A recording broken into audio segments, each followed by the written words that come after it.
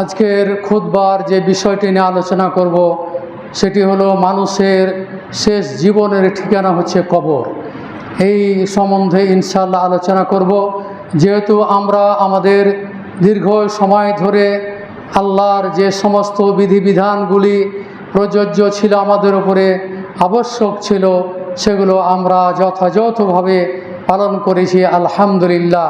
আমরা রমজান পার করলাম, এরপরে আসলাম আমাদের সিত্তাম মিন শাওয়াল, শাওয়ালের সিয়াম, এরপরে জুল হিজ্জার সিয়াম এবং জিল হিজ্জার কুরবানি, আরও যে সমস্ত করণীয় এবং বর্জনীয় সেগুলো আমরা আলহামদুলিল্লাহ পার করেছি।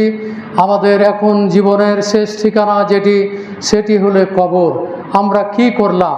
আমরা আল্লাহর ইবাদত বন্দেগী করে আমরা কতটুকু সফলতা অর্জন করেছি, এবং আমাদের শেষ জীবনের যে ঠিকানা সেই ঠিকানা হচ্ছে কবর। এবং কবরের আযাব, যদি আমরা কবরের আযাব থেকে যদি পরিত্রাণ পাই, তাহলে আমাদের আমলগুলো আমরা সফলভাবে আমরা সম্পাদন করতে পেরেছি। আর কবরে যদি আমরা গিয়ে আটকে যাই, সেখানে গিয়ে যদি শাস্তির মুখোমুখি হয়, তাহলে আমাদের জীবনের যে সমস্ত যতগুলো আমরা নেক বদ আমল করেছিলাম, ভালো মন্দ কাজ করেছিলাম, সেগুলোর বিচার কবরে গিয়ে প্রশ্নর মুখোমুখি আমাদেরকে হতে হবে। দুইজন ফেরেশতার মধ্যে একজন হলো মুনকার, অপরের নাম হলো নাকির। এই দুইজন ফেরেশতার জবাব যদি আমরা সঠিকভাবে দিতে পারি, তাহলে আমাদের জীবন সার্থক।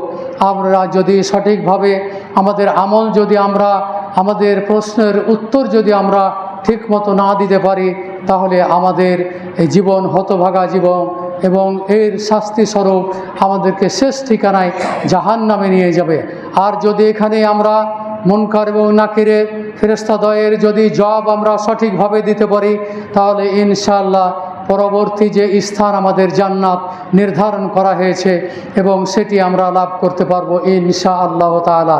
এবং আল্লাহর নিকটে আমরা এটাই প্রার্থনা করব, এটাই আমরা দোয়া করব, হে মহান রব্বুল আলামিন, তুমি আমাদের জীবনের যতগুলো গুনাহ খাতা ছিল, আল্লাহ তুমি মাফ করে দিয়ে, আল্লাহ তুমি আমাদের সর্বশেষ ঠিকানা যেটার জন্য আমরা আকাঙ্ক্ষিত সেই স্থান, সেই জান্নাতুল ফেরদাউস যেন আমরা লাভ করতে পারি।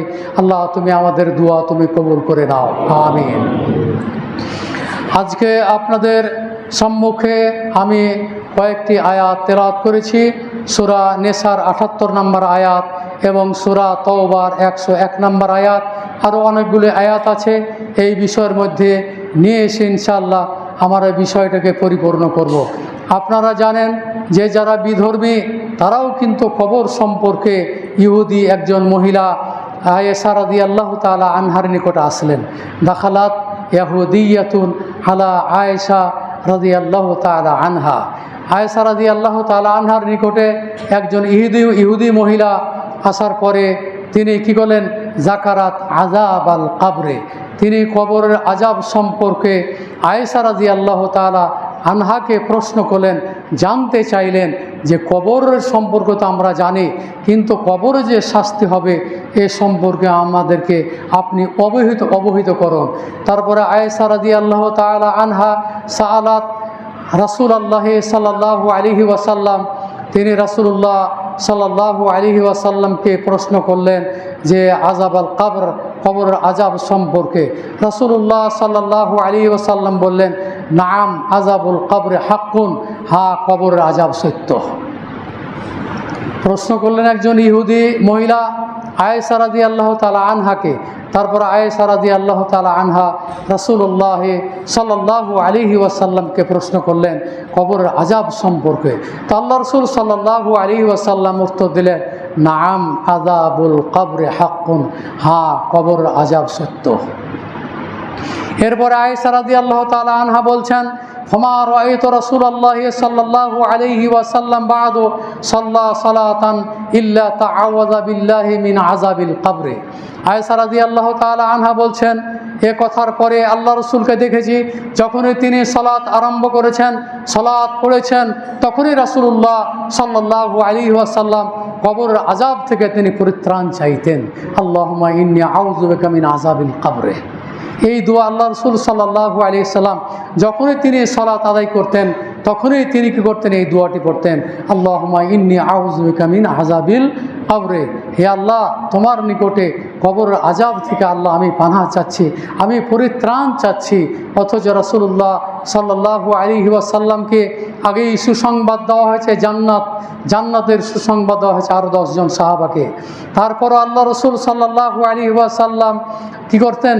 আল্লাহ তাআলার নিকটে কবরের আযাব থেকে তিনি পরিত্রাণ চাইতেন। তাহলে যিনি সুসংবাদ পেয়েছিলেন তিনি যদি কবর আযাব থেকে পরিত্রাণ চান, তাহলে আমরা কোথায়? আইনা নাহনু, আমরা কোথায় আছি? তাহলে আমাদেরকে সব সময়তে সর্ব অবস্থাতেই সালাত আদায় করার পরে আমাদেরকে কবরের আযাব থেকে পরিত্রাণ চাইতে হবে। ভালো মানুষ যারা, তাদের জন্য এই পৃথিবীর যত মুসলিম আছে তারা তাদের জন্য সাক্ষী হবে। আমাদেরকে যখন জানাজায় নিয়ে যাওয়া হয় তখন জানাজা মাঠে কতক ইমাম তখন বলে, লোকটি কেমন ছিল? এ প্রশ্ন করে। তো প্রশ্নের উত্তর এইভাবে স্বীকারোক্তি চাওয়া হয় জোরে, যে এই মাইয়েত কেমন ছিল? তখন মানুষ সত্য হোক মিথ্যা হোক লজ্জায় হোক তখন বলে কি যে হ্যাঁ, লোকটি ভালো ছিল। অথচ বিপরীত, সে যে সাক্ষীটা দিচ্ছে এটা হলো তার বিপরীত। তাহলে এইভাবে স্বীকারোক্তি নেওয়া যায় না। এটা শরীয়ত সম্পন্ন, সে কি এটা শরীয়ত এটাকে করে না, এটাকে সমর্থন করে না এইভাবে স্বীকারোক্তি নেওয়াটা। অতএব ভালো মানুষ যদি হয় তাহলে এমনি এমনি মানুষে কী করবে? বলবে যে লোকটি ভালো ছিল। একটি লোক যদি ধরেন 5 ওয়াক্ত সালাত আদায় করে, প্রতিবেশীর সাথে ভালো আচরণ করে, ভালো ব্যবহার করে, হত দরিদ্র পাশে যদি থাকে, এতিমদের যদি কি তত্ত্বাবধায়ক হয়, এইভাবে একটি লোক যদি তার জীবনে এইভাবে চলাফেরা করে এবং সে লোক কোনোদিন কর্কশ ভাষীও ছিল না, মোলায়েম ধরনের লোক, একেবারে হৃদয় হলে তার নরম, কথাবার্তাও নরম, কর্কশ ভাষী না, এইভাবে সমাজ থেকে সে বিদায় নিয়েছে, এই হলো প্রকৃত আসল লোক। এই ধরনের মুমিন যারা, তাদের হলো কি লাইয়িনুল কলব, তাদের অন্তর হবে কোমল হৃদয়ের, কর্কশ ভাষী কোনো সময় হবে না, গালিগালাজ করবে না। এ হলো মুমিনের গুণ। সুতরাং একটি হাদিস আপনাদের শোনায়, আসনাও ফামাররাও বেজানাজাতিন, যখন একটি জানাজা নিয়ে যাচ্ছিল তখন আসনাও আলাইহা খাইরান, তখন মানুষরা তখন বলল যে এই লোকটি ভালো ছিল, সৎ লোক ছিল। এইভাবে স্বীকারোক্তি দিল লোকেরা যে লোকটি কি ছিল? ফাসনাও আলাইহা খাইরান, লোকটি কি ছিল? ভালো ছিল। এইভাবে কি করলো? সে স্বীকারোক্তি দিল। তারপরে ফাকালা রাসূলুল্লাহি সাল্লাল্লাহু আলাইহি ওয়াসাল্লাম, আল্লাহ রসুল তখন বললেন ওয়াজাবাত, আবশ্যক হয়ে গেছে, অবধারিত হয়ে গেছে। এরপরে বলল ফামাররাও বে উখরা, দ্বিতীয় আরেকটি জানাজা নিয়ে যাওয়া হচ্ছিল। তখন আসনাও আলাইহা শাররান, তখন মানুষেরা বলল যে এই লোকটি মন্দ ছিল, ভালো লোক ছিল না, এই লোকটি খারাপ ছিল। এইভাবে তারা স্বীকারোক্তি দিল। তা আল্লাহ রসুল সাল্লাল্লাহু আলাইহি সাল্লাম বলছেন, ফাকাল নবী সাল্লাল্লাহু আলাইহি সাল্লাম ওয়াজাবাত, আল্লাহ রসুল সাল্লাল্লাহু আলাইহি সাল্লাম বললেন যে আবশ্যক হয়ে গেছে। উমর রাদিয়াল্লাহু তাআলা আনহু বলছেন, ফাকালা ইয়া রাসূলুল্লাহ মা ওয়াজাবাত, হে রাসূলুল্লাহ সাল্লাল্লাহু আলাইহি সাল্লাম, আপনি বললেন যে আবশ্যক হয়ে গেছে, কি আবশ্যক হয়ে গেছে? তখন আল্লাহ রসুল বলছেন, হাজা আসনাইতুম আলাইহি খাইরান, তোমরা যে লোকটির প্রশংসা করলে, ওয়াজাবাত লাহুল জান্নাহ, আল্লাহ তাআলা তার জন্য জান্নাত আবশ্যক করে দিয়েছেন, জান্নাত অবধারিত করে দিয়েছেন।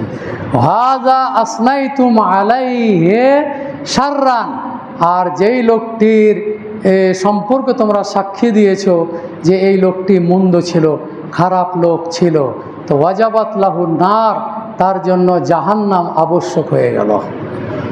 এরপরে আল্লাহ রসুল সাল্লাল্লাহু আলাইহি ওয়াসাল্লাম বলছেন, আনতুম শুহাদাউল্লাহি আলাল আরদ, তোমরাই হলো এই পৃথিবীর সাক্ষী। অন্য বর্ণনায় এসেছে আল মুমিনুনা শুহাদাউল্লাহি আলাল আরদ, বলা হচ্ছে যে এই মুমিনারাই হলো কি এই পৃথিবীর সাক্ষী, যে লোকটি ভালো ছিল না মন্দ ছিল, এই সাক্ষীর কারণে, ভালোর কারণে আল্লাহ ফলাফল ভালোই দিল। খারাপ হওয়ার কারণে ফলাফল আল্লাহ তাআলা কি খারাপ দিলেন, অর্থাৎ জান্নাতবাসী করলেন এবং জাহান্নামী করলেন। এটি দেখবেন বুখারীর হাদিস নাম্বার হচ্ছে 1327 নম্বর হাদিস। তো এই যে কবর আযাব, তারপরে শাস্তি, এই সম্পর্কে আপনারা জানেন যে এই সামান্য পাপের কারণেও অনেক সময় কবরে শাস্তি হয়। মাররান নবী সাল্লাল্লাহু আলাইহি সাল্লাম বিকবরাইন, আল্লাহ রাসূল সাল্লাল্লাহু আলাইহি সাল্লাম দুইটি কবরের পাশ দিয়ে যেতেছিলেন, দুইটি কবরের পাশ দিয়ে যেতেছিলেন। ফায়ুআযাবানে, দুইজনকে শাস্তি দেওয়া হচ্ছিল। ওমা ইউআযাবানে ফি কাবীরিন, কোনো বড় পাপের কারণে কিন্তু শাস্তি দেওয়া হচ্ছিল না। আম্মা আহাদুহুমা, একজন হলো যে ইন্নাহু লা ইয়াস্তাতিরু মিনাল বাউল, সে সর্বদাই পেশাব থেকে অসাবধানতা অবলম্বন করত, সাবধানতা অবলম্বন করত না। তার মানে সে কী করত, পেশাব করলে পানি ব্যবহার করত না, পেশাব করলে ঢেলা কুলুপ ব্যবহার করত না, পেশাব করে দাঁড়িয়ে যে কাপড়ে মুছে নিত, প্যান্টে বা লুঙ্গিতে মুছে নিত। তো এ শরীয়ত বিরোধী কাজগুলি করত, এটা হলো তার পাপ। কবরের শাস্তি হওয়ার জন্য এটাই তার জন্য যথেষ্ট ছিল যে সে পেশাব করে পানি ব্যবহার করত না, ঢেলা কুলুপ ব্যবহার করতো না, করত কি নিজের কাপড়ে সে গিয়ে মুছে নিত। এখনও দেখেন বহু মানুষ রাস্তাঘাটে হাঁটে, তারা কী করে ওইভাবে পেশাব করে, দাঁড়িয়ে পেশাব করে, বসে পেশাব করলো, পানি নাই, ঢিলা কুলুপও নাই, এইভাবে তার জীবনযাপনটা এইভাবে অতিবাহিত করতেছে।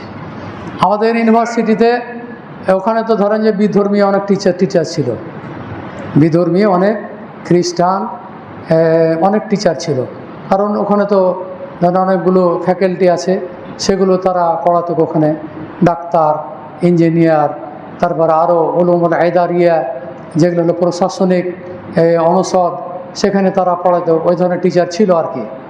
তো তাদের জন্য আলাদা একটা ব্যবস্থা করেছিল পেশাব, যে দাঁড়িয়ে পেশাব করার জন্য আলাদা ব্যবস্থা ছিল।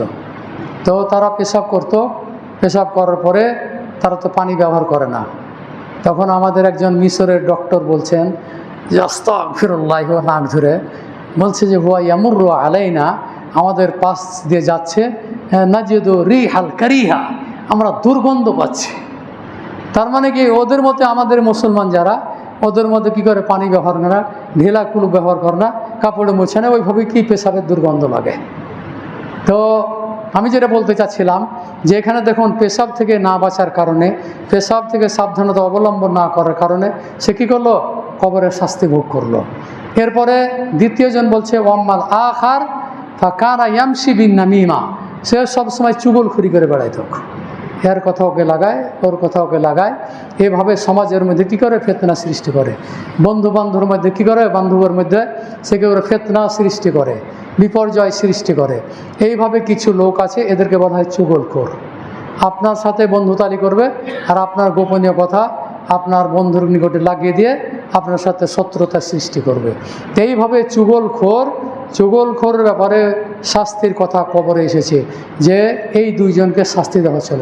একজন হলো কি, যে পেশাব থেকে সে বাঁচত না, দ্বিতীয়জন হলো কি, যে সে চুগলখড়ি করে বেড়াইত, যার কারণে রাসূলুল্লাহ সাল্লাল্লাহু আলাইহি সাল্লাম যাচ্ছেন, যেহেতু তিনি যাচ্ছেন সেখানে, তিনি নাবী, ওহির মাধ্যমে তিনি জানতে পেরেছিলেন। আমি আপনি কি বলতে পারবো যখন কবরের পাশ দিয়ে যাবো তখন কি বুঝতে পারি যাকে কবরের শাস্তি দেওয়া আছে? কখনোই আমরা এটা বলতে পারবো না, এটা অসম্ভব, এটা বলাটা অসম্ভব। যদি তাই হতো, মানুষ এবং জিন ইনসান যদি জানতো যে কবরের শাস্তি হচ্ছে, তাহলে তারা কী করতো, সব আখেরাতমুখী হইত।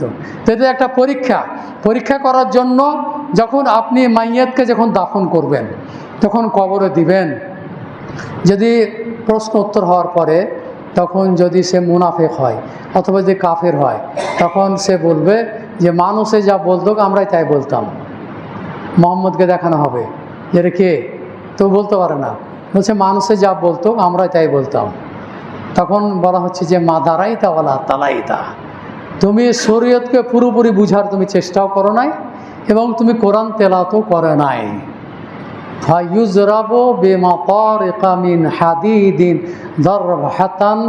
যারবাতান ফায়াসিহু সাইহাতান ইয়াসমাউহা মাই ইয়ালিহি গায়রা সাকালাইন। এটা বুখারীর হাদিস, বুখারী বর্ণিত হাদিস, 1367 নম্বর হাদিস, বুখারী বর্ণিত হাদিস। বলছেন যখন কাফের যখন জবাব দিতে না পারবে তখন বলছে লোহার হাতুড়ি দিয়ে তাকে এমনভাবে পিটাতে থাকবে, ফায়ুজরাবু বিমাতারিকা মিন হাদিদ, হাদিদ মানে লোহা, লোহার মাতারেক মানে হাতুড়ি, হাতুড়ি দিয়ে তাকে এমনভাবে পিটাতে থাকবে, ফায়াসিহু সাইহাতান, সে বিকট চিৎকার করতে থাকবে, ইয়াসমাউহা মান ইয়ালিহি, আশেপাশের সবাই কিন্তু শুনতে পাবে, তার চিৎকার সবাই শুনতে পাবে, ইল্লা সাকালাইন, কিন্তু জিন এবং ইনসান ব্যতি রেখে।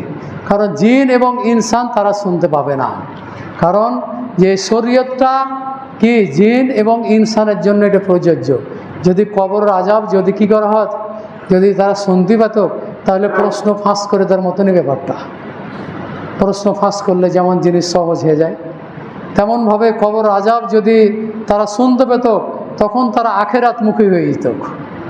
তাহলে তো পরীক্ষায় কে উত্তীর্ণ হবে আর কে পরীক্ষা ফেল করবে সেটি তার হবে না।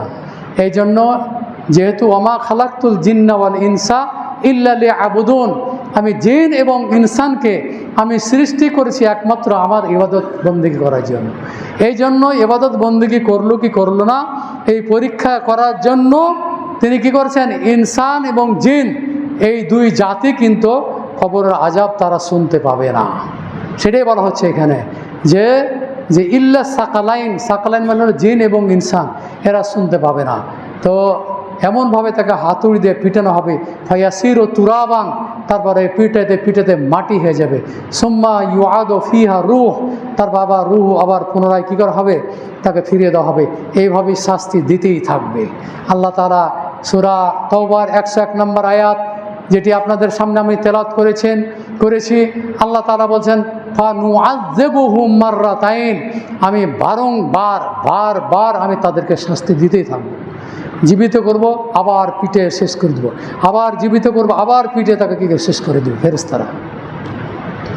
তাহলে কবর আযাব যে সত্য এর ভিতরে কোনো সন্দেহ নাই। এটি গায়েবী জিনিস এবং এটি হায়াত এবং মত, জীবন এবং মরণ আল্লাহ তাআলা সৃষ্টি করেছেন আপনাদেরকে পরীক্ষা করার জন্য, যে আপনাদের মাঝে কে সর্বোত্তম আমলকারী।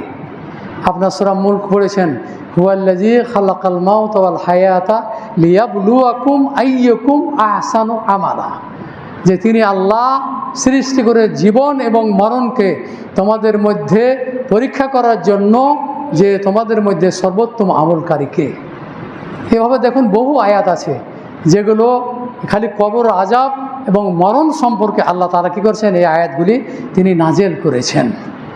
আপনারা জানেন যে কবরের আযাব এত ভয়াবহ, কবরের স্থান এত জঘন্য, এই ব্যাপারে আল্লাহ রাসূল বলেছেন। উসমান রাদিয়াল্লাহু তাআলা আনহু, আপনারা জানেন যে তিনি হচ্ছেন এই তৃতীয় খলিফা উসমান রাদিয়াল্লাহু তাআলা আনহু। তিনি কোমল হৃদয়ের, তিনি কি ছিলেন, সাহাবী ছিলেন, খলিফা ছিলেন। এই লোককে, এই সাহাবীকে নির্মমভাবে হত্যা করা হয়েছিল উসমান রাদিয়াল্লাহু তাআলা আনহুকে। তিনিও জান্নাতের সার্টিফিকেট পেয়েছিলেন। তারপরও একটি হাদিস, তিরমিজি বর্ণিত হাদিস 2308 নম্বর হাদিস, আল্লাহ রাসূল সাল্লাল্লাহু আলাইহি সাল্লামের বিশিষ্ট সাহাবী উসমান, আন্নাহু ইজা ওয়াকাফা আলা কাবরিন বাকাত হাত্তা ইয়াবুল্লা লেহিয়াতুহু। উসমান রাদিয়াল্লাহু তাআলা আনহু ইন্নাহু ইজা ওয়াকাফা আলা কাবরিন ফাবাকা, যখন কবরের নিকটে তিনি দাঁড়াতেন তখন কাঁদতে আরম্ভ করতেন। কে? উসমান রাদিয়াল্লাহু তাআলা আনহু। হাত্তা ইয়াবুল্লা লেহিয়াতুহু, কাঁদতে কাঁদতে তার দাড়ি ভিজে যেত। ফাকিলা লাহু তাযকুরুল জান্নাতা ওয়ান নারা ফালা তাবকি ওয়া তাবকি মিন হাযা, বলতো কে হযরত, কি ব্যাপার, আপনি জান্নাতের কথা বলেন, জাহান্নামের কথা বলেন, কাঁদেন না, কিন্তু যখনই আপনি কবরের নিকটে আসেন তখন আপনি ক্রন্দন করেন, ব্যাপারটা কি? প্রশ্ন করলেন সাহাবারা, কাকে? উসমান রাদিয়াল্লাহু তাআলা আনহুকে। فقال إن رسول الله صلى الله عليه وسلم قال إن القبر أول منزل من منازل الآخرة فإن نجا منه فما بعده أيسر منه وإن لم ينج منه فما أشد منه قال رسول الله صلى الله عليه وسلم ما رأيت منظرا قط إلا والقبر أفزع منه رواه الترمذي আল্লাহ রসুলের সাহাবী উসমান রাদিয়াল্লাহু তাআলা আনহু তিনি দলিল পেশ করছেন যে কি জন্য আমি কবরের নিকটে আসার পরে আমি ক্রন্দন করি। তিনি বলছেন নিশ্চয় রাসূলুল্লাহ সাল্লাল্লাহু আলাইহি ওয়াসাল্লাম বলছেন যে আখিরাতের যতগুলো স্তর আছে, যতগুলো মঞ্জিল আছে, প্রথম মঞ্জিল হচ্ছে কবর। ফাইন নাজা মিনহু, যে ব্যক্তি এই কবরে পরিত্রাণ পেয়ে যাবে, ফামা বা'দাহু আইসারু মিনহু, পরবর্তী স্তরগুলো তার জন্য সহজ হয়ে যাবে। যদি মুনকার এবং নাকিরের প্রশ্নের যদি জবাব দিতে পারেন, তাহলে পরবর্তী আরও যে সমস্ত অনেকগুলো স্তর আছে পার হওয়ার জন্য ফুলসেরাত আছে, আরও অনেক কিছু আছে, সেগুলো তাদের জন্য কী হয়ে যাবে, আরও সহজ হয়ে যাবে। এরপরে বলা হচ্ছে ওয়াইল্লাম ইয়ানজু মিনহু ফামা বা'দাহু আশাদ্দু মিনহু, যদি কবরে যদি মুনকার এবং নাকিরের জবাব যদি না দিতে পারে, তাহলে পরবর্তী স্তরগুলো তার জন্য কঠিন হয়ে যাবে। এরপরে রাবি বর্ণনাকারী বলছেন যে ক্বালা রাসূলুল্লাহ সাল্লাল্লাহু আলাইহি ওয়াসাল্লাম মা রাআইতু মানজারান ইল্লা ওয়াল কবরু আফজাউ মিনহু, আমি পৃথিবীতে যতগুলো দৃশ্য দেখেছি কবরের চেয়ে এত ভয়াবহ স্থান আমি আর দেখি নাই। তাহলে কবর হচ্ছে সবচেয়ে ভয়াবহ স্থান, যেখানে আপনার কোনো সাথী সঙ্গী থাকবে না, যেখানে আপনার কোনো সাহায্যকারী থাকবে না, অন্ধকার আর অন্ধকার। আপনার জীবনের পরিসমাপ্তি ঘটার পরে, পরিসমাপ্তি যখন আপনি মৃত্যুবরণ করবেন, তখন আগেই কিন্তু আপনার কবর খোঁড়ার জন্য কিন্তু কিছু লোক কিন্তু প্রস্তুত হয়ে যায়। আগে কবর খুঁড়ে, মানে আপনাকে আর এক সেকেন্ড এই পৃথিবীতে রাখা হবে না। এখন আপনার আখেরাতের না কি বলা হয় যে জীবনের পরিসমাপ্তি যেখানে ঘটলো, এখন শেষ ঠিকানা হচ্ছে কি কবর। এবং এই কবরে আপনাকে নিয়ে যাওয়ার জন্য একদল যারা কবর খনন করে, তারা যে আগে কবর খনন করবে। এমনই ভয়াবহ স্থান, সেখানে আপনাকে নিয়ে যাওয়ার জন্য প্রস্তুত হয়ে যাবে। তখন আপনার নাম অমুক হাজি, আলহাজ, আর কত প্রভাবশালী লোক, তখন আপনার আর নাম কেহ ডাকবে না। বললো যে ওই বাড়িতে মুর্দা আছে, এখানে দাফন হবে। আপনার নামটা তখন ভুলে যাবে, নামও আর উচ্চারণ করবে না। কত রকম আপনি প্রভাবশালী লোক ছিলেন, কত বড় মাপের মানুষ ছিলেন, কত বড় আলেম ছিলেন, তখন আর আলেম বলে কোনো পরিচয় থাকবে না, কোনো নেতা বলে কোনো পরিচয় থাকবে না। তখন হয়ে যাবে মুর্দা, মাইয়েত। এই মাইয়েতকে তখন ওই কবরে নিয়ে যাওয়ার জন্য প্রস্তুতি গ্রহণ করতে হবে। সেখানে গিয়ে শুধু আপনার আমলটাই সাথে থাকবে, বাকি সব কিছু ফিরে চলে আসবে। আপনার সম্পদও ফিরে চলে আসবে, আপনার আহাল পরিবারের লোকজনও ফিরে চলে আসবে। তবে কি একটু সময় পাবেন শুধুমাত্র, যখন আপনাকে যখন দাফন কাফন করার পরে যখন চলে আসবে, তখন সে কিন্তু আপনাদেরকে ওই সময় যখন মুনকার এবং নাকির যখন উঠিয়ে বসাবে, তখন কিন্তু ইন্নাহু লা ইয়াসমাউ কারআ নিআলিহিম, তখন এই সাথীদের জুতার আওয়াজ সে শুনতে পাবে। এতটুকু হাদিসে পাওয়া যায় যে ইন্নাহু লা ইয়াসমাউ কারআ নিআলিহিম, নিয়াল মানে জুতা বা স্যান্ডেল, স্যান্ডেলের আওয়াজ সে শুনতে পাবে যে হ্যাঁ আমাকে কবরে রেখে তারা চলে গেল। এইটুকু সময় শুধু তাকে দেওয়া হবে শোনার জন্য যে হ্যাঁ তোমাকে এখানে এখন রেখে চলে গেল, তোমার আর কেউ নাই, তোমার কোনো বন্ধু নাই। হ্যাঁ ওলা ইয়াসআলু হামিমুন হামিমা, অন্তরঙ্গ বন্ধু বলে আর কোনো বন্ধু থাকবে না, নিকট আত্মীয় তারাও থাকবে না, কোনো সহযোগী থাকবে না। তখন ধনী গরিব সব একাকার একই রকম। এক ধনীর যা অবস্থা হবে, আপনার গরিবের একটা তাই অবস্থা হবে। ওখানে কবরে আপনাকে নিয়ে যাবে, 2টা কাফনের কাপড় 3টা কাফনের কাপড় পরিধান করে আপনাকে সেখানে নিয়ে যাবে। সেখানে গিয়ে আপনার পরিসমাপ্তি ঘটবে। এরপরে আখেরাতের জীবন শুরু হবে। দুনিয়া এবং আখেরাতের যে মধ্যবর্তী যে জায়গাটা, এটা হলো বারজাখি জীবন। এই বারজাখি জীবনে আপনাকে দীর্ঘদিন থাকতে হবে, কিয়ামত উত্থাপন না হওয়া পর্যন্ত সেখানেই থাকতে হবে। যদি মুমিন হয় তাহলে সুখ স্বাচ্ছন্দ্যে সে জান্নাতের পোশাক থেকে পরিধান করানো হবে এবং সেখানে সে জান্নাতের সব কিছু সে উপভোগ করবে আরামে। বলে নাম সালেহান, তুমি এখন কী করো, আরামে এখন ঘুমাও। আর যদি উল্টো হয় তাহলে শাস্তি সে পেতে থাকবে, জাহান্নামের আগুন তার নিকটে আসতে থাকবে, তাপ উত্তাপ, সে সব সময় বিচলিত হয়ে এইভাবে সে জীবনযাপন করবে। তাই আসুন আপনাদেরকে আবারও স্মরণ করে দিচ্ছি যে কবরের আযাব সম্পর্কে আপনাদের সম্মুখে যে সূরা নেসার ৭৮ নম্বর আয়াত আমি তেলাওয়াত করেছি। আল্লাহ তাআলা বলতেছেন, আইনামা তাকুনু ইউদরিকুমুল মাউত, তুমি যেখানেই থাকো না কেন মওত তোমাকে পাকড়াও করবে, মওত তোমাকে ধরবে, মওত তোমাকে ছাড়বে না। আইনামা তাকুনু ইউদরিকুমুল মাউত ওয়ালাউ কুনতুম ফি বুরুজিম মুশাইয়াদা, আপনাকে যে সুদৃঢ় দুর্গের মধ্যে যদি আপনি অবস্থান করেন তাও আপনাকে মওত যখন এসে যাবে তখন আপনাকে ছাড়বে না, পাকড়াও করবে। লিকুল্লি উম্মাতিন আজালুন ফাইদা জা আজালুহুম লা ইস্তাখিরুনা সাআতাও ওয়া লা ইস্তাকদিমুন। সূরা ইউনূসের ৪৯ নম্বর আয়াতে আল্লাহ তাআলা বলতেছেন যে প্রত্যেক জাতির জন্য নির্ধারিত মৃত্যুর একটি কি আছে, নির্ধারিত একটি সময় আছে। ফাইদা জা আজালুহুম, যখন এই নির্ধারিত সময় এসে যাবে আগ বিচার হবে না। একই আয়াত বর্ণিত সূরা নাহলের ৬১ নম্বর আয়াতে আল্লাহ তাআলা বলছেন, ফাইদা জা আজালুহুম লা ইস্তাখিরুনা সাআতাও ওয়া লা ইস্তাকদিমুন, যখন নির্ধারিত সময় এসে যাবে, মওতের যখন নির্ধারিত সময় এসে যাবে তখন আর আগ পিছ হবে না। আপনারা পড়েছেন সূরা আল ইমরানের ১৮৫ নম্বর আয়াত, কুল্লু নাফসিন যায়িকাতুল মওত, প্রত্যেককে মৃত্যুর স্বাদ গ্রহণ করতে হবে। অতএব আপনি স্বচক্ষে দেখছেন বাবার সামনে ছেলে মারা যাচ্ছে, তারপরে পিতা ছেলের সামনে পিতা মারা যাচ্ছে, দাদা মারা যাচ্ছে, প্রতিবেশী মারা যাচ্ছে, ছোট স্নেহের কচি কাচারা মৃত্যুবরণ করছে, স্বচক্ষে দেখছেন, ধোয়ে তাকে কাফন পরিধান করে সেই ওই কবরখানা মাকবারাতে নিয়ে যাচ্ছেন। এগুলো তো আপনি বাস্তবে দেখতে পাচ্ছেন, কিন্তু কবরের আযাবটা এগুলো গায়েবী জিনিস। এখানে কোথায় কিভাবে আপনাকে শাস্তি দেওয়া হবে এটা আপনি জানতে পারবেন না, এবং কোথায় আপনার মৃত্যু হবে সেটাও আপনি জানতে পারবেন না। ওমা তাদরি নাফসুন বিআইয়ি আরদিন তামুত, আপনি কোন জায়গাতে মৃত্যুবরণ করবেন, কোথায় আপনি মৃত্যুবরণ করবেন এটা আপনি জানতে পারবেন না। সূরা লোকমানের আয়াত আপনারা জানেন যে আল্লাহ তাআলা বলছে, ওমা তাদরি নাফসুন বিআইয়ি আরদিন তামুত, কোন জায়গাতে আপনার মৃত্যু হবে আপনি জানতে পারবেন না। গায়েবী জিনিস, একমাত্র গায়েবের মালিক হলো কি আল্লাহ তাআলা। এই গায়েব ছাড়া, আল্লাহ ছাড়া কেউ এটা জানে না।